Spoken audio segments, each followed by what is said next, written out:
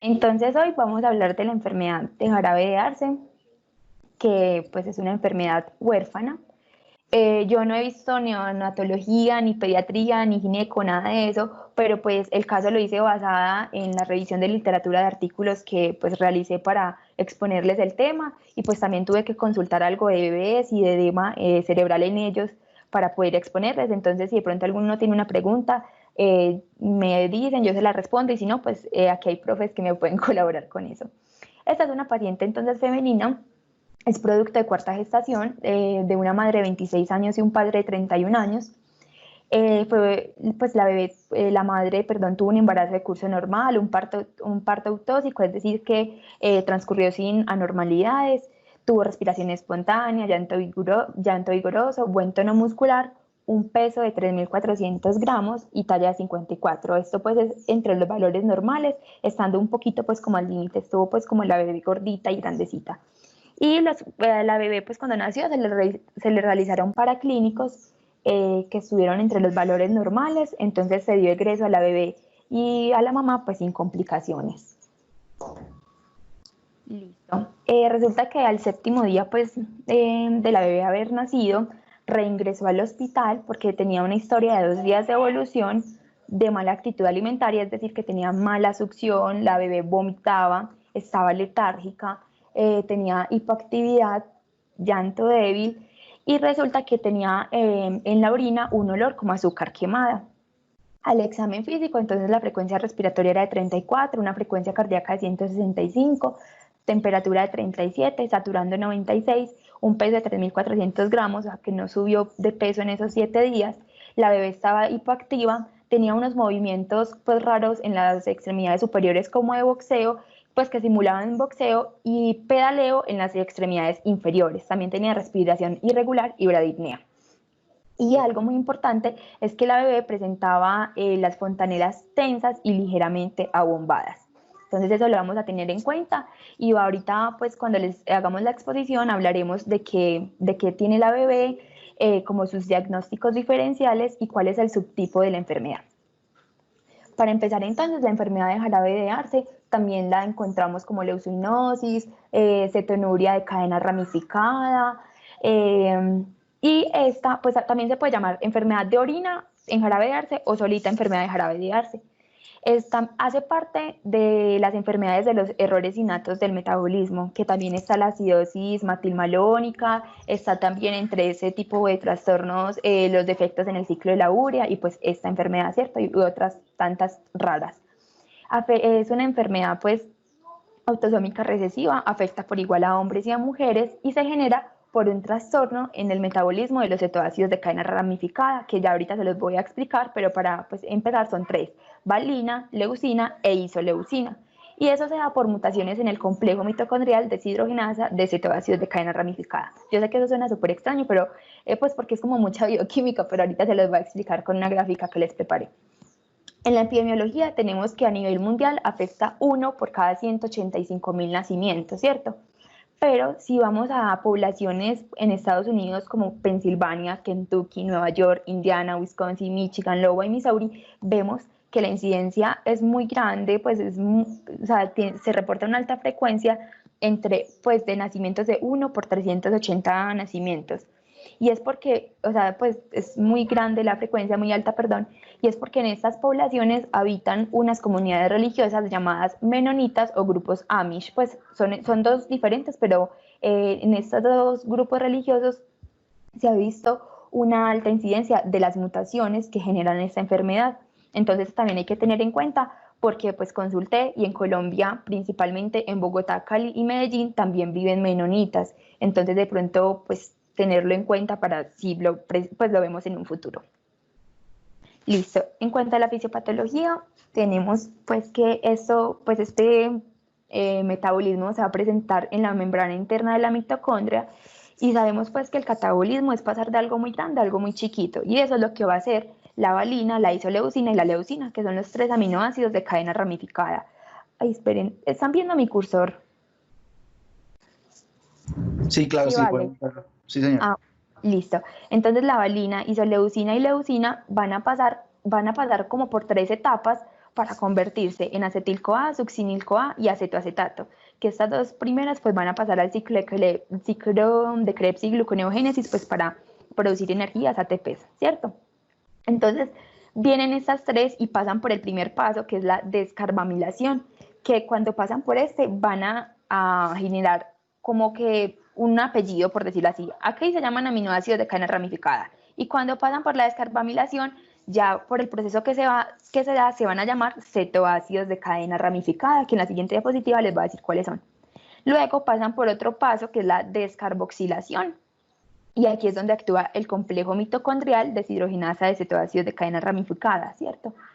Para luego pasar a la deshidrogenación y finalmente pues producir acetil-CoA, succinil-CoA y acetoacetato. ¿Qué pasa? Que en la enfermedad de jarabe de Arce este complejo está mutado, entonces se va a acumular la valina, la isoleucina, la leucina y los cetoácidos de cadena ramificada, porque estos no pudieron seguir los pasos y pues se bloquearon. Entonces eso es lo que se va a acumular y lo que va a generar la enfermedad. Hay que recordar que este complejo como cofactor tiene a la tiamina, entonces es súper importante porque ahorita vamos a ver un subtipo que responde, que son bebés que responden al tratamiento con tiamina. Listo, entonces acá vemos pues el gráfico, leucina, isoleucina, valina. Aquí pasan por un canal que es en el primer paso, que es la descarbamilación, y ya luego se dan los tres cetoácidos principales, que es el alfa-cetoisocaproico, el alfa-cetometilisóvalérico y el alfa-cetoisovalérico, ¿cierto? Que son estos tres, y estos tres, o sea, los 6 son los que van a causar la enfermedad. Aquí pues se ve el complejo que es en el que está la mutación y por eso no se pasa a isovaleril, alfa-metilbutiril e isobutiril. Bueno, ¿qué pasa entonces? Esos metabolitos van a generar un edema citotóxico en el cerebro. Ese edema va a generar una encefalopatía neonatal grave y principalmente se va a afectar la materia blanca, los tractos corticoespinales, el tálamo, globo pálido, mesencéfalo, tronco encefálico, el cerebelo. Entonces se va a aumentar la presión intracraneal y es por eso que la bebé tenía, por ejemplo, las fontanelas abombadas, porque eso genera que las fontanelas, pues un abombamiento de las fontanelas y una diástasis de las suturas. A su vez, la leucina principalmente va a generar que los demás aminoácidos no pasen la barrera hematoencefálica. Al no pasar esos aminoácidos, no se van a formar las proteínas, y pues si no se forman proteínas, tampoco se van a formar neurotransmisores. Y es por eso que estos bebés presentan déficit de la síntesis de neurotransmisores. Bueno, entonces vamos a hablar ahora sí de las presentaciones que pueden haber en la enfermedad. La primera y la más común es la presentación clásica, donde el complejo solo pues tiene una función menor del 3%, y es por eso que se presentan los 10 primeros días de vida, porque pues al haber el funcionamiento tan bajo se presenta muy pronto, ¿cierto? En esos bebés lo que vamos a encontrar es un olor a jarabe de arce, y pues es por eso que así se llama la enfermedad, porque estos bebés presentan en el cerumen, la orina, sudor y demás secreciones un olor a jarabe de arce. El jarabe de arce es lo que se le echa a los pancakes o a los waffles. De pronto pues nosotros acá en Colombia no hacemos tanto esto, y es por eso que también se encuentra que huele muy parecido al azúcar quemada. El olor en el cerumen, el bebé lo adquiere entre los 12 y 24 horas después de haber nacido, y en la orina aproximadamente después del cuarto día. Y eso, pues ese olor se acuña al aumento de la aloisoleucina, que es un metabolito de la isoleucina. Los bebés van a presentar entonces por alimentación, letargia, irritabilidad, distonía focal, y de no ser pues detectado a tiempo, los bebés presentan apnea, coma y falla respiratoria. Ahorita en el diagnóstico pues vamos a ver con qué se miden los aminoácidos, pero en ellos pues al medirlos se van a encontrar niveles muy elevados de los aminoácidos, de sus respectivos cetoácidos y de la aloisoleucina, que como les dije es la que le confiere el olor a la orina. El segundo subtipo es la intermedia. Este es, digamos que no es tan común, se presenta en la infancia y en la niñez, y pues se demora en presentarse porque el complejo tiene una actividad pues como mayor, entre el 3 y el 30%. Es muy raro que se den adultos, y si se da, los pronósticos siempre son fatales. Estos bebés presentan pobre crecimiento, retraso en desarrollo psicomotor, anorexia, vómito y pues tiene algo importante y es que ellos pueden pasar de pronto, o sea, ir pues como mal en la curva de crecimiento, pero la enfermedad no se manifiesta en sí hasta que no ocurra un desencadenante, como la deshidratación, que aumente el consumo de proteínas, porque sabemos que las proteínas tienen aminoácidos y ahí pueden estar los aminoácidos de cadena ramificada, o que el bebé, por ejemplo, le dé una otitis, o sea, una infección en el que el cuerpo aumenta los catabolismos, pues el metabolismo, perdón, y pues al complejo no poder suplir esas necesidades, el bebé entonces empieza a manifestar todas estas cosas, ¿cierto? En esta subtipo, los bebés siempre tienen los niños, perdón, siempre tienen el olor a jarabe de arce en el cerumen y en la orina. Es por ello que la aloisoleucina siempre está elevada, pero los aminoácidos de cadena ramificada o los cetoácidos pueden estar pues en niveles normales si el bebé está asintomático. El intermitente es el segundo tipo más común. Esta se diferencia del intermedio porque el niño crece normal, o sea, es un niño completamente normal hasta que se presentan los desencadenantes, que fue los que le expliqué también pues en la pasada, y ahí es donde se lleva pues a las descompensaciones graves. Entonces empiezan a cursar con signos de neurotoxicidad, entonces como es por ejemplo la distonía, empiezan con convulsiones, letargo y pues pueden llegar al coma. También pueden pues convulsionar, ¿cierto? Y en estos los aminoácidos van a estar normales al igual que el pasado mientras está sintomático, y en este generalmente no está la aloisoleucina elevada y es por ello que el olor en orina o en el cerumen pues no está presente. El cuarto es el sensible a tiamina. Como les dije, la tiamina actúa como cofactor de ese complejo. Entonces, hay niños en los que se les suministra la tiamina y les mejora los niveles y les mejora las manifestaciones clínicas. Entonces, ese subtipo se llama el subtipo sensible a la tiamina. En la forma de manifestarse es muy parecido a la forma intermedia y pues los valores de aminoácidos se van a normalizar cuando se les da tiamina, ¿cierto? Está el otro, que es la deficiencia de la subunidad C3, y es porque el complejo tiene varias subunidades, entonces depende de donde se encuentre la mutación y también tiene como sitios catalíticos, y depende de donde se mute el sitio catalítico se van a dar estas manifestaciones. Es por eso que la enfermedad se puede presentar de una forma tan heterogénea, ¿cierto? Esta es muy rara, pues la verdad esta no... Es más, en los artículos que son muy viejitos ni siquiera se menciona esta, se menciona como en los artículos más nuevos. Y estas se dan recién nacidos.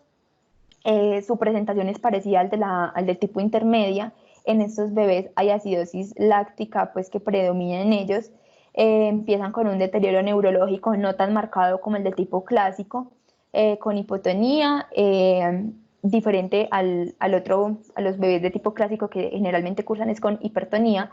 Tienen pues trastornos del movimiento y tienen la elevación de los aminoácidos, los cetoácidos. También se le puede encontrar elevado el piruvato y alfa-cetoglutarato.